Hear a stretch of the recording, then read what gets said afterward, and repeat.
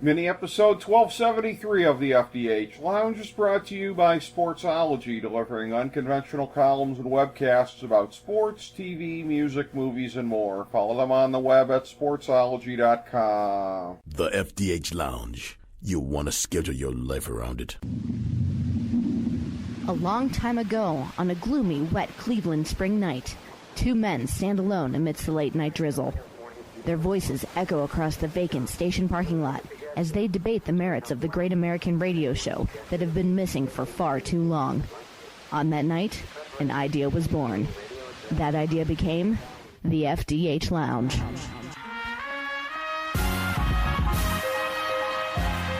Welcome to the FDH Lounge. Hello, everyone. Welcome to the FDH Lounge. This is FDH Managing Partner Rick Morris here with my fellow original FDH Lounge dignitary, Chris Galloway. We are going piece by piece through the NFL this year, looking at all the divisions, doing our previews. This is Part 7, the NFC South. And I will refer everyone back, as I'm doing at the start of all of these, to Part 1, AFC East, if you want to hear our macro-level thoughts on COVID-19 and how it will affect this season. And we devoted about a good 10 minutes to it because, again, there's a lot that falls under that rubric of the known knowns and the unknown unknowns and everything in between. But from there, we're just looking at how it affects the individual teams. We're not doing a specific breakdown on it for each segment, as that would be repetitive. So we come to the NFC South, and Chris, as I look at this here, my pick to win this division, and this is a team that I thought, incorrectly, a year or so ago, I thought maybe that they had reached potentially what their peak was going to be. I thought that the constant heartbreaks were going to be too much for the New Orleans Saints, but they really kind of proved me wrong. Yeah, last year was another year that they didn't make the Super Bowl, but they've been consistently strong. And as I look at them, I think I almost kind of referenced this when I was talking about the Chiefs. It's uncanny that the Super Bowl wins were 10 years apart with the Saints and the Chiefs, because to me, stylistically anyways, the Saints of '09 were a little bit of sort of the Chiefs of their time in one narrow way. An absolutely explosive, dominant offense that needed a defense to just be middle of the pack to be good enough to win. And that's what the Chiefs did last year. They replicated it. And for the Saints, that's basically been their formula all along. When the defense has been good enough to be middle of the pack, they are a threat to reach the Super Bowl. I think this is one such year, as the last couple of years have been. I think they can at least be middle of the pack, and the offense can basically carry them from there. But it's to me, it's kind of fascinating that it's the same formula that the Chiefs worked 10 years later, and it's one that does work in the league. If you can have an all-time historically great offensive season, then yes, a middle-of-the-pack defense is all you need. You're spot on with all of that, and I do have the Saints winning this division just because I'm not convinced that, Tampa Bay can make that leap just like that in one season. So I'm going to go with the Saints at the top at 12-4, although I have real concerns about Drew Brees' arm strength and his ability at his age to continue. In fact, I'm willing to predict this is his last season. Really interesting. Then maybe they should have paid any price if you want to go all JFK to keep Teddy Bridgewater in the fold, although that would be hard to do economically, I suppose, to juggle both of them. But well, if Brees gets hurt for 4 games like he was last year, and they don't have Bridgewater, I mean, they have obviously a great backup quarterback in Jameis Winston. So from that standpoint, they're going to be okay. Yeah. Which is why I have them at 12-4, because I don't expect Brees to be healthy for 16 games at his age. Winston's going to sling the ball around, and they won't miss a beat in that regard. So that's why I have them at the top, because they've got a backup there who's ready to step in. And look, that's why they brought him in, because they think that Brees may be out of gas, and this is it. And this is your chance to bring a guy like Winston in and take a look at him and see if he's a guy you want to sign long term. They obviously decided Bridgewater was, although quality was somewhat limiting offensively, although they won every game that Bridgewater had to start, they had to change what it is they want to do. That said, you've got Kamara, you've got Michael Thomas, you've got a Hall of Fame quarterback in Drew Brees. Until proven otherwise, I'm not moving off of that. So for that reason, and again, I actually think the defense will be a little bit better this year than it was last year. And the Saints will be 12-4, and they'll win the division. They will edge out Tampa Bay. Well, I look at it here. I talked about it in a previous segment with Philadelphia about the great coaches being able to adapt schematically. In Philadelphia, it was when we were talking about the offensive line. With New Orleans, it's the Drew Brees arm strength, which I don't disagree with. But, and again, I understand that Bridgewater got significant snaps last year, but so some of this was on his watch. But Michael Thomas had one of the great all-time seasons at wide receiver last year, doing a lot of damage after the catch. They basically have sort of compensated in terms of this offense. Now, again, as we saw in the playoffs, when Drew Brees is going to have to go vertical, that kind of creates some problems sometimes. So it's not like it can't come back to bite him in the ass, but they've already sort of compensated for that a little bit within the framework of the offense. Oh yeah, no, they have, and I think that that's why they're going to be good and why they're going to be a playoff team. Yeah, I think we agree on that. I got them at 12-4, actually the same as you, and at 9-7, and this is south of where some teams have them. I do have Tampa Bay in there as a wild card, and I think again, people are looking at not merely Brady coming over there, but also I think the Bruce Arians effect of him coming in and revitalizing a team as he did in Arizona.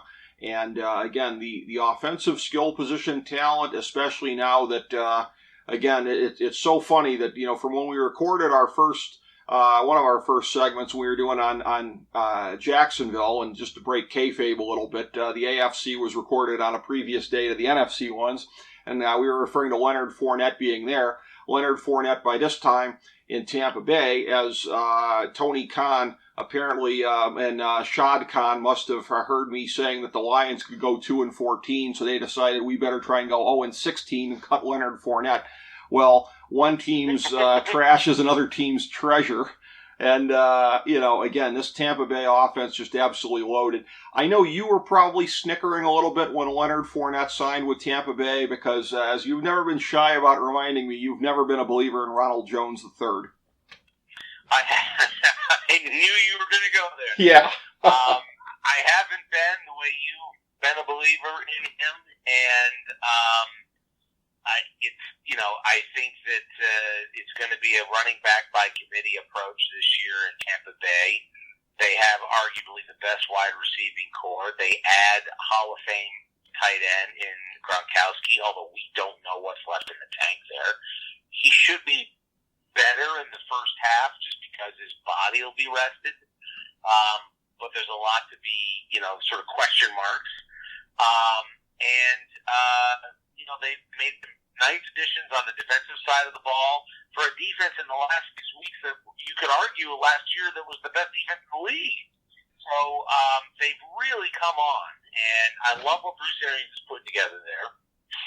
And I have to tell you, and if you recall, when he was leaving Denver, I was a huge Shaq Barrett fan. Yes. I wanted him. I wanted the Browns to sign him. The fact that he signed that one-year deal with Tampa Bay for, it was like pennies. I was so disappointed that the Browns didn't bring him in. And what did Tampa Bay sign him to? Like $3 million? It was something silly. Right. In that one-year deal last year. And I thought, my God, we have the cap. We could have given this guy $5 million and brought him in, and he had an amazing season, proving me right. So I love where this team is going. They're going to be a playoff team at 10-6 because the roster is there. And look, this team was competitive with Winston throwing, 800 million interceptions. Tom Brady's not going to do that. Now, he's not Tom Brady at 43 years old. And here's my other shocker. I also believe this will be his last year. I am in the Tom Brady is done camp. His arm is not what it was. I'm not buying he looks great in camp. He's got the arm of a 25-year-old, blah, blah, blah. I think this is the Breeze-Brady showdown in this division, and for both men heading to the Hall of Fame, and it's their last year. That'd be fascinating. And I have the Bucks going 10-6 and getting into the playoffs. And I'm not making playoff predictions, but with Tom Brady and that experience, you can't count him out because Bruce Arians has loaded that roster with playmakers up and down the roster. Right. Well, and you had said about 2 years ago on the show, I'll give you credit, you were the first one that I heard talking about potential signs of the Tom Brady tail off coming. And by last year, we could all see it. So you were ahead of the curve on this one. I have to bring up something here. I have to lampoon our FDH golf editor, Mr. Flatstick Tom Denk, who I'm in a fantasy football league with. A guy who, with all due respect, does like to, he always tries to outthink the room to comedic effect. So about 3 years ago, he likes to do this whole strategy of corner the market on an entire team. He tried to get just about the entire Green Bay offense, and that was the year I think James Jones got cut by Oakland and went to Green Bay, and I had James Jones. And I'm not saying James Jones had a great year, but I was like, haha, foiled, buddy. Well, last week he tried the strategy. He didn't get Mike Evans, but he got Chris Godwin, he got Brady, he got, Ronald Jones III, and I got Fournette. And I spent about a day or so being pissed off when he got cut the next day. And now my running back has supplanted his running back. I did it to him again, Chris. None of these shortcuts ever work as trying to corner the market on a team. They don't work, and you can't draft your fantasy team that way. By the way, the only way you can ever actually get an entire team together is if you go ahead and you're just drafting like the Jaguars. Right. In every round, and nobody wants it. So, otherwise, forget about it. So I think it'll be great. You'll be mocking him this year and you've got the old man quarterback and the old man running back there. But I love the offensive weapons all over the place for these Bucks. And the defense is better than it's been in years for them. I've got them at 10-6. Look, if they go 11-5, I won't be surprised. Right. Hell, if they win 12-4, I wouldn't be surprised. I mean, I watched that defense the last 6 weeks last year, and they were for real. And if Tom Brady doesn't turn the football over, they're going to compete. Although I do worry that Tom, that Father Time is catching up. He doesn't have the arm strength. And we watched Peyton Manning just fall off a cliff. Right. And I think that, I think Tom may, despite all his efforts, and he's delayed it a few years longer than Peyton, I think eventually it's catching up with him. I just think this is the year. I think he's average at best. He's sort of your 18th rated quarterback in the league. Which is, better than what the Bucs had. Don't get me wrong. Right. Better than what they had. So that's why they're going to be better. But the idea that Tom's, that some people are throwing around that, as if like this is the Tom Brady from 9 years ago. He's going to come in and the Bucs are going to go, 15-1 or something. I mean, it's like, no, this isn't happening, people. They are making the playoffs. They're making a run. And that's something to celebrate. Because we don't know what Gronkowski has left in the tank. We don't know what Adrian Peterson has left in the tank. If the Redskins thought that Adrian Peterson had a lot left in the tank, they wouldn't have cut him. Right. I'm sorry, I said Peterson, I meant Fournette. I'm sorry. Yeah, Fournette. Fournette, they wouldn't have cut Fournette if they thought he was going to be, worth a damn. Well, no, Jacksonville's tanking. That's why they did it. Jacksonville's shamelessly tanking. I know they're tanking, but they also, Fournette hasn't lived up anywhere near what we thought he was going to be. So I'm sorry, and I referenced Peterson earlier. Yeah. You should have jumped in on that. I was thinking Fournette. Yeah. So I mean, Fournette he's gonna help them in that running back committee. But what is he going to be? Is he going to be the guy we thought he was, but he hasn't been yet? I don't think so. So I just think the Bucs still have some question marks, even though they have a lot of talent. And I see them at 10-6, second in this division. It's going to be a lot of fun. It's going to be so much fun. It is going to be. And when you look at it here, coming up next on my thing here, I actually have two teams with the same record. I'm going to take Atlanta first. I've got them at 8-8, which I guess is a spoiler alert as to where I have the Panthers. But as far as it goes with Atlanta, I mean, to my whole thing before about saving a coach once you've looked into the abyss, I don't look at it with Dan Quinn the way that I do with Matt Patricia, because I'm really not sure that Dan Quinn deserved to be hanging into the abyss last year. They got off to kind of a tough start, but again, I ascribe more of this to the cap management that the Falcons have had, and the fact that they've had to move to more of a stars and scrubs system over the last couple of years since they made the Super Bowl, and that it's been a little bit harder in terms of the talent level that is on this team, and that is the main reason that Dan Quinn hasn't made more of an impact as a defensive coach, which after all is where he was expected to make his primary impact when he came to the Falcons. But I look at it here like, again, 8-8. I think that, in the toughest division in football, because I have more wins in this division than I do in any other division in football, I think holding your own, staying in the playoffs until pretty much late December, I think that's pretty good for where the Falcons are at. I look for another strong year from Matty Ice.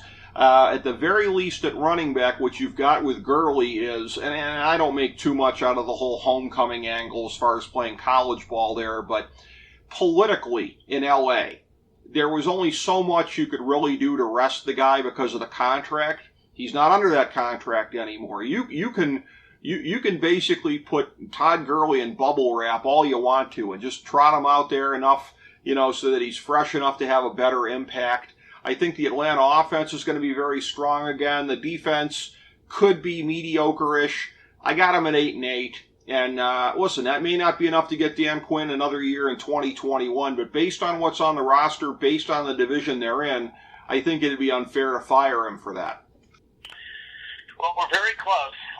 We see it similarly. I have them at 9-7 and third in the division. And they've got a lot of weapons there at wide receiver. Obviously, Gurley helps them in the backfield. Mm-hmm. Matty Ice is stable.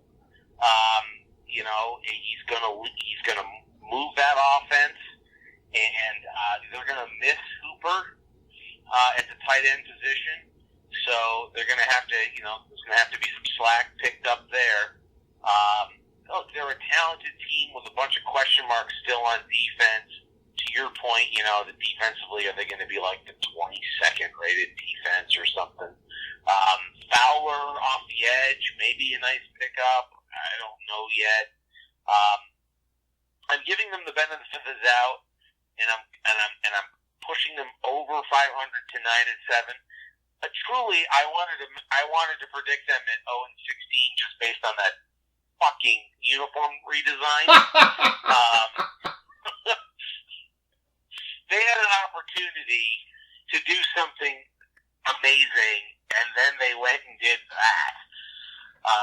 So I thought about penciling them in at 0-16 just to see if that could come true. Yeah. Just based on the ATL uniforms. Are you an airport? They better throw. Matty Ice better throw for 7,000 yards so they can say that they're air ATL, and we can have all these airport stories out of all the NFL press this year. Otherwise, ugh. So I got them at 9-7, competing to the end for a playoff spot. With those teams like the Vikings. Even those 8-8 Lions, and they'll be respectable. They're going to be a respectable team. There's no doubt about that in my mind. Right, they have too much offensive talent not to be. But if you don't like the ATL, and I will say too, as somebody who has close family down there and travels there more than any other city, and I refer to it that way all the time, I better never hear you refer to living in the CLE, Chris.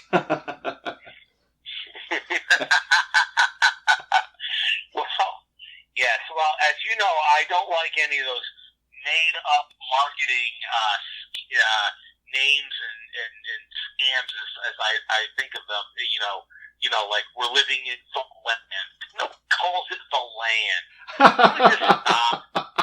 I call it the land. There's no Clevelander who calls it the land. I mean, jeez. Well, I have some The Land-themed T-shirts from recent years. Yeah, that's great. Yeah, way to go, Cavs marketing. Trying to make something a thing. Frankly, the only thing that ever I thought was actually kind of stuck a little bit in terms of somebody branding the town that was not quite was when Jim Rome called the C-Town. Okay. I mean, that was actually, to me, the closest, made-up thing that people kind of went, yeah, okay. Other than that, everybody else, forget it. We're not the land. I mean, until the Cavs rolled that out, there was nobody using that. And I mean, for anybody not in Cleveland, just so you all know, nobody was using that. Right. Look, we all in the ATL. I get it. We all fly to Atlanta. We all call the ATL, blah, blah, blah. But for the NFL team to stick that on their jerseys is so 2002. I thought it was kind of embarrassing. Well, how do you feel about this? Because I regularly, especially when we have folks on from out of town on this show, I regularly refer to myself as a lifelong denizen of America's North Coast. I'm a big fan of the North Coast label. I like the North Coast label. Okay. I like that. Okay. As somebody who resides in a neighboring North Coast county to you, yep, I know that my county extends all the way to Canada. Right. Granted, most of it's under the water. Right. But it does technically extend all the way to Canada. And so I like the North Coast. Okay. I think that's apropos. So, okay. You keep using it. You've got my permission. Well, thank you. So we have consensus on the North Coast, consensus more or less on what we think of the Atlanta Falcons for the year, and we'll see if the era of good feelings extends to what we think of the Carolina Panthers for this year. I have significant questions about this roster and some of the holes that are there. They're going to miss Luke Kuechly, even though he was hit and miss as far as being in there in recent years because of his injuries, and I think he's still a Hall of Famer even with a truncated career. But the Matt Rule effect coming in here. This guy is one of these genius guys where I think it works at just about any level. And as such, a team that I wouldn't normally be inclined to say would be doing better than last year, which is the record that got Ron Rivera fired. I've got them at a respectable 8-8, even in football's toughest division in my estimation. I think the creativity, the spark that you're going to see there offensively, and everything Matt Rule brings to that locker room, I think this is going to be the beginning of a turnaround in Carolina, at least relatively speaking. I like the Matt Rule hire. I like how they're trying to position themselves in terms of the roster. They're just not there yet. Losing Luke Kuechly is a real blow. And I will tell you, though, I like the Bridgewater signing. Mm-hmm. I think, again, serviceable, quality quarterback, going to keep him in games. I mean, hell, I love McCaffrey coming out of Stanford, and I still love that guy. And so, I think when you've got guys like that, you're going to compete. They're gonna have an opportunity. I still think there's just too many holes on this roster to be an 8-8 type of team. So I don't feel as good about them as you do. I think there's going to be some growing pains in the Matt Rule beginning of this regime, and I've got them at 6-10.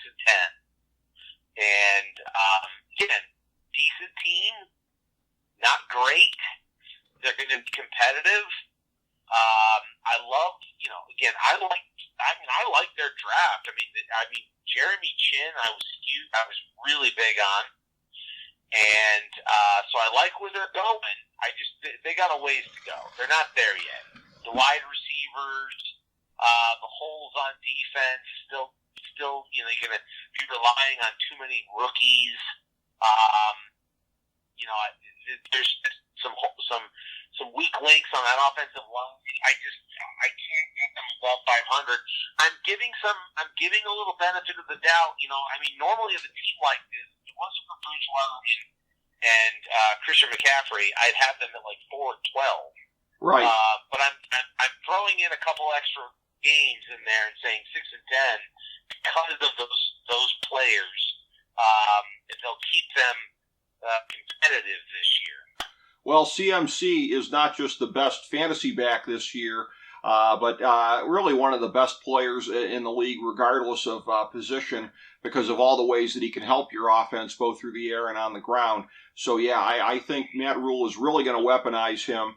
And, again, there's a thing, too, where even if, God forbid that Bridgewater goes down, they have a very good insurance policy in P.J. Walker. I have to say, I find this a little baffling, and as a guy that was a major Houston Renegades honk this past winter, P.J. Walker, the belle of the ball, coming off of the XFL season, and, Bridgewater was able to make hay as Drew Brees is back up there in New Orleans. I wonder why he would have gone to a situation. I know how much he achieved with Matt Rule in college. I understand that.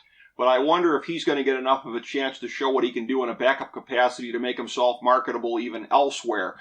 There's no glide path to this guy becoming a starter in Carolina, sans the unexpected happening with Teddy Bridgewater. So I just found that decision to sign there a little head-scratching. Yeah, I like P.J. Walker as a developmental quarterback, but man, I don't want to push him into service this year. Right. At all. And I want to see Bridgewater play 16 games, stay healthy, and manage that offense. I don't want it to sound like I think Bridgewater's a game manager. I thought of Bridgewater as and if you recall, a guy I wanted the Browns to take, not Menzel. Me too. We were vocal. We were very vocal. We were both very vocal because I liked him coming out of college. I didn't think, again, that he was, all world or anything, but he was going to be that B-plus quarterback. I still think he can be that. And I view him as game manager plus. Does that make any sense? No, I think so. He's a little bit more than a game manager, but he's he's not a guy that, he's not that Aaron Rodgers kind of, Patrick Mahomes carry, a team sort of guy. He's game manager plus. That's kind of how I do it. And he's not going to make mistakes. He's going to be a good leader. He'll run your offense the way you want him to. It's just going to be just not quite, the elite quarterback type of thing, but he's still a damn good quarterback. I would hate to see P.J. Walker pushed into service this year at all. If that happens, you've got to downgrade the Panthers' win total. No, you do.